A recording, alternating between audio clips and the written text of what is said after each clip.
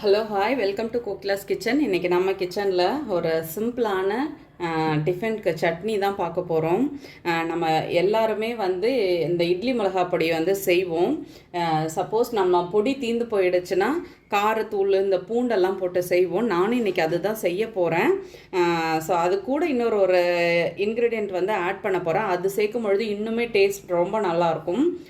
இப்போ அது எப்படி செய்கிறதுன்னு பார்க்கலாம். ஃபஸ்ட்டு ஒரு பவுல் எடுத்துகிட்டு அதில் வந்து நம்ம ரெகுலர் குழம்பு மிளகாத்தூள் இருக்குது இல்லையா, அந்த தூளில் கொஞ்சம் சேர்த்துக்கணும். பொதுவாக இது வந்து தனி மிளகாத்தூளில் தான் செய்வாங்க.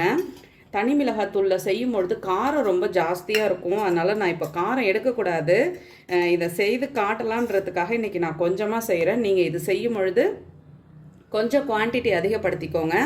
அடுத்து வந்து காரத்தூள், அது வந்து உங்களுக்கு எவ்வளோ தேவையோ அதுக்கு தகுந்த அளவு சேர்த்துக்கோங்க. அதுக்கப்புறம் இதில் வந்து நம்ம உப்பு போட்டுக்கலாம். இதுக்கு தேவையான அளவு உப்பு.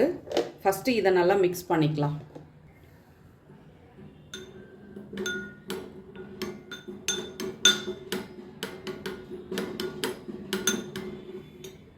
நான் சொன்ன சீக்ரெட் பொருள் வேறு எதுவும் கிடையாது, சாம்பார் பவுடர் தான். இதில் வந்து ஒரு ஸ்பூன் அதில் சேர்த்துட்டு நீங்கள் அதுக்கப்புறம் இது நீங்கள் ரெகுலராக என்ன செய்வீங்களோ அதே மாதிரியே சேர்த்துக்கோங்க. ஆனால் இதில் வந்து ஒரு ஸ்பூன் சேர்த்துட்டு அதுக்கப்புறம் நம்ம வந்து செஞ்சோம்னா சூப்பராக இருக்கும். இப்போ இதை நல்லா மிக்ஸ் பண்ணிக்கலாம். ஆக்சுவலாக காரம் வந்து இன்னும் ஜாஸ்தி தான் போடணும். நான் ஆனால் காரம் வந்து எடுக்கக்கூடாதுன்றதுனால நான் காரத்தை கம்மியாக சேர்த்துருக்கேன். இப்போ இது கூட தட்டி வச்ச பூண்டு,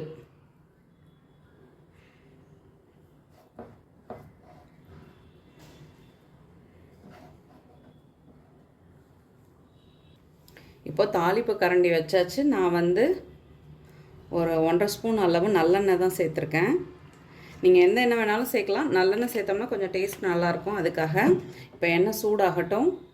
இப்போது எண்ணெய் நல்லா சூடாயிடுச்சு. கடுகு உளுத்தம் பருப்பு போட்டு தாளிச்சிக்கலாம்.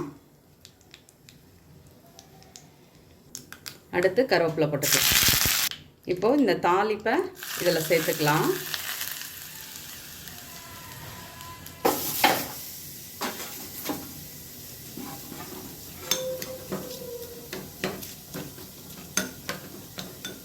எண்ணெய் வேணும்னா இன்னும் கொஞ்சம் கூட சேர்த்துக்கலாம்.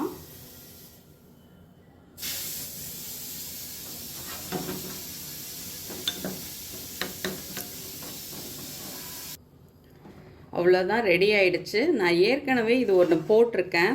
இருந்தாலும் இந்த சாம்பார் பொடியை வச்சு ஏற்கனவே நான் போட்டிருக்கேன். அது ரொம்ப மாதம் ஆயிடுச்சு. அதனால் இப்போ திரும்பி அகைன் சரி இட்லி செய்கிறோமே செய்யலாமே அப்படின்றதுக்காக செஞ்சேன். சூப்பராக நம்மளோட இட்லி மிளகாய் பொடி ரெடி ஆகிடுச்சு. நீங்களும் வீட்டில் ட்ரை பண்ணி பாருங்கள். சில பேர் வந்து பொடியையுமே மிளகாய் பொடின்னு தான் சொல்லுவாங்க. நாங்கள் இதை தான் வந்து மிளகாய் பொடின்னு சொல்கிறது. அதனால் சூப்பராக ரெடி ஆகிடுச்சு. நீங்களும் வீட்டில் ட்ரை பண்ணி பாருங்கள், ரொம்ப சூப்பராக இருக்கும். வீடியோ பிடிச்சா லைக் பண்ணுங்கள். என்னோடய வீடியோ உங்களுக்கு யூஸ்ஃபுல்லாக இருந்தால் சப்ஸ்கிரைப் பண்ணிக்கோங்க. தேங்க்யூ. சுட சுட இட்லியோட இந்த மிளகாய் பொடியை வச்சு சாப்பிடும் பொழுது அவ்வளோ டேஸ்ட்டாக இருக்கும். ட்ரை பண்ணிவிட்டு கட்டாயமாக சொல்லுங்கள். எல்லாருக்கும் தெரிஞ்ச விஷயந்தான். ஆனால் இந்த சாம்பார் தூள் யூஸ் பண்ணி செஞ்சு பாருங்கள், ரொம்ப டேஸ்ட்டாக இருக்கும்.